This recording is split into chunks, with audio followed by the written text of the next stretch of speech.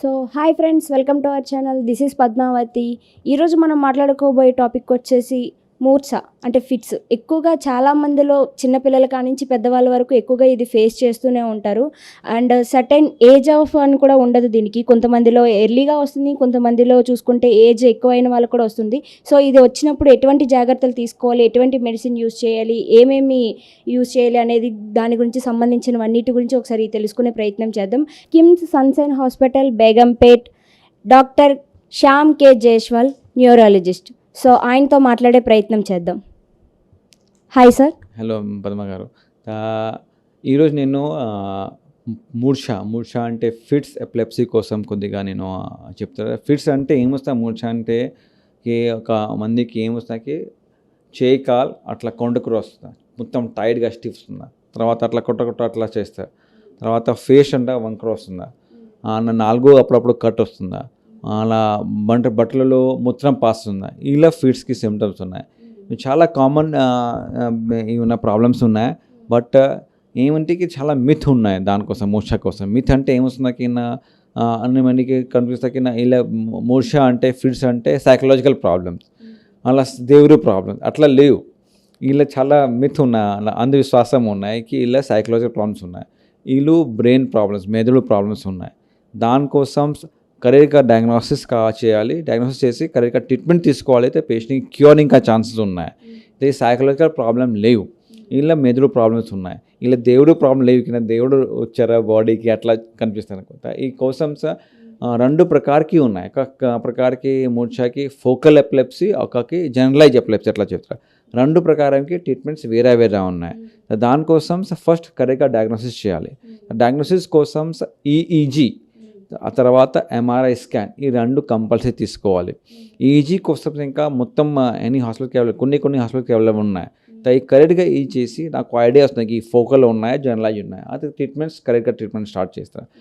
ఈ ఎపిలెప్సీ మూర్ఛ చిన్న వాళ్ళకి కామన్స్ ఉన్నాయి, పెద్దవాళ్ళకి కామన్స్ ఉన్నాయి. మొదల ఇలా చాలా కామన్ లేవు, బట్ చిన్న వాళ్ళకి కామన్స్ ఉన్నాయి. ఈ చిన్న వాళ్ళలో మోస్ట్లీ ఇలా బ్రెయిన్కి జెనెటిక్ మేకప్ తర్వాత, బ్రెయిన్ డెవలప్మెంట్ తర్వాత కొద్దిగా ప్రాబ్లమ్స్ అయింది, దానికోసం ఫిట్స్కి ఛాన్స్ ఉన్నాయి.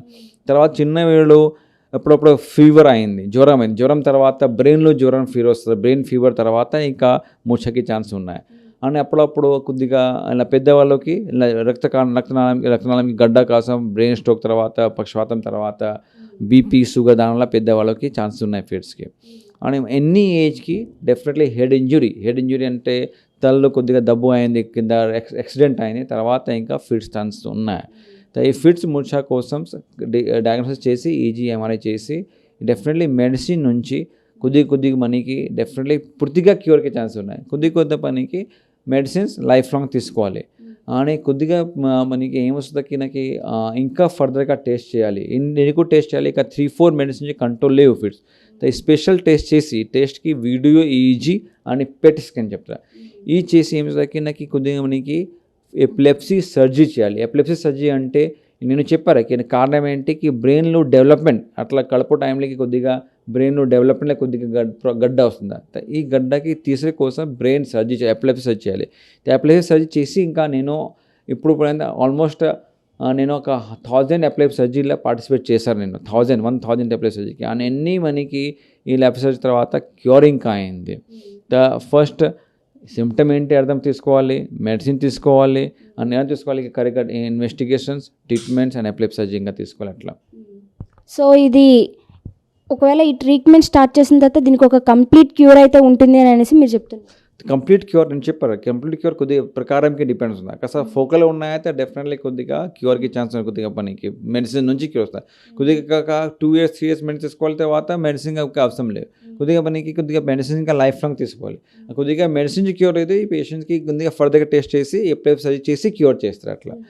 ఇంకా మెయిన్ సోషల్ ఎపిలెప్సీ మూర్ఛ అంటే సోషల్ ఇష్యూ చాలా ఇంపార్టెంట్. సోషల్ ఏంటో ఏమొస్తుంది, కాక అమ్మకి ఫిట్స్ ప్రాబ్లమ్స్ అయింది, అరే మ్యారేజ్ తర్వాత పిల్లలకి వస్తుంది అట్లా లేవు.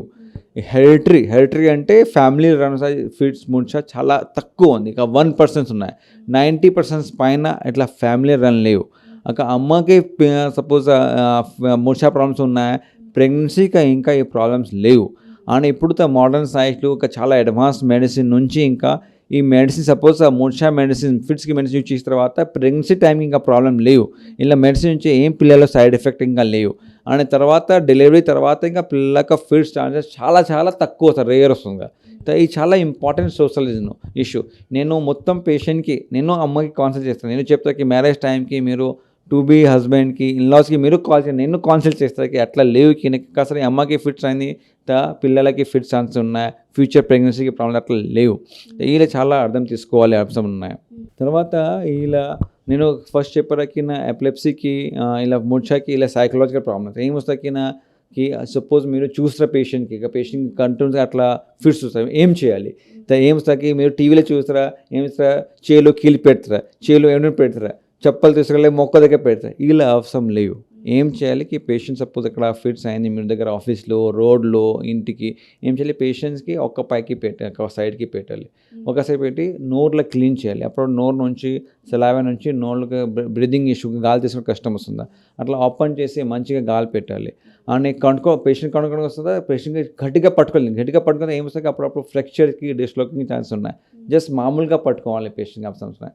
ఒక ఫిట్స్ కంట్రోల్ తర్వాత పేషెంట్కి దగ్గరికి హాస్పిటల్ తీసుకోవాలి, తర్వాత ఇక్కడ మెడిసిన్ పెట్టాలి. ఇది చాలా ఇంపార్టెంట్. ఇలా ఫస్ట్ ఎయిడ్ ట్రీట్మెంట్ ఇలా మూర్ఛ కోసం ఫస్ట్ ఎయిడ్ ట్రీట్మెంట్ అంటే కీల్కి అవసరం లేవు, చెప్పల అవసరం లేవు, ఓనిన అవసరం లేవు, జస్ట్ పేషెంట్కి సైడ్గా పెట్టిన తర్వాత జస్ట్ నోరు క్లీన్ చేసి గట్టిగా పట్టుకునేది, let the fits get subside by on, తర్వాత నార్మల్ అయిన తర్వాత దగ్గరికి పేషెంట్ని తీసుకోవాలి. ఇలా ఫస్ట్ ఎయిడ్ ట్రీట్మెంట్ చాలా ఇంపార్టెంట్. ఓకే, ఈ ఫిట్స్ అనేది ఒకరి నుంచి ఒకరికి ఏమైనా వస్తుంది అంటారా, లేకుంటే అలాంటి ప్రాబ్లమ్స్ ఏమి ఉండవు అంటారా? నేను చెప్పారా హెరిటరీ ప్రాబ్లమ్ చాలా తక్కువ ఉంది, 1% ఉన్నాయి. ఒక్కసారి ఇక పేషెంట్కి ఫిట్స్ ఉన్నాయి, అయితే జెనెటిక్ ఇలా ఒక మెయిన్లీ సెకండ్ జనరేషన్లో పాసిబిలిటీ చాలా తక్కువ ఉంది, ఇలా చాలా రేర్. మోస్ట్లీ ఒక్క జనరేషన్కి ఇలా వస్తుందా. సో ఫిట్స్ వచ్చిన వాళ్ళకి కంట్రోల్ అయిన వెంటనే సో వాటర్ అనేవి ఇస్తూ ఉంటారు కదా, సో అది వాటర్ ఇవ్వచ్చు అంటారా వాళ్ళకి? లేవు, నోరు ఆల్రెడీ పేషెంట్స్ కొద్దిగా మొత్తగా వస్తుందా, ఏ టైం నోరులో మీరు నీరు పెడితే ఏం వస్తుంది, మళ్ళీ నీరు లంగ్ ఇన్ఫెక్షన్ ఛాన్స్ ఉన్నాయి.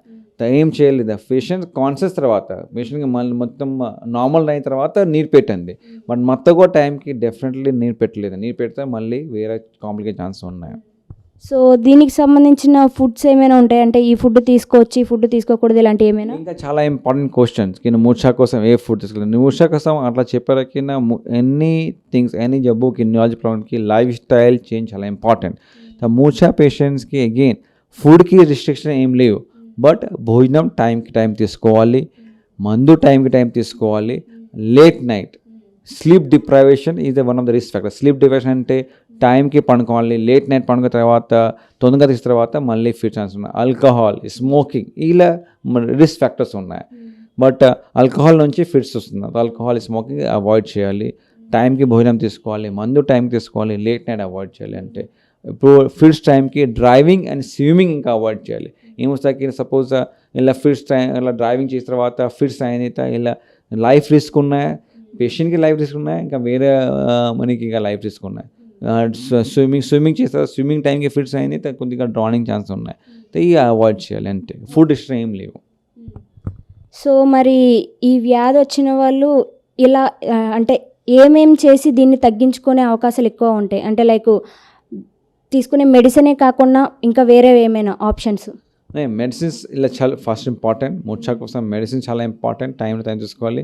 సెకండ్ నేను చెప్పారకి నా లైఫ్ స్టైల్లో స్లీప్ అన్న ఇంకా భోజనంకి తర్వాత మెడిసిన్ నుంచి తగ్గలేంది ఈ పేషెంట్కి ఫర్దర్గా టెస్ట్ చేసి సర్జరీకి ఆప్షన్స్ ఉన్నాయి. తర్వాత క్యూర్ ఛాన్స్ చాలా ఎక్కువ ఉంటాయి.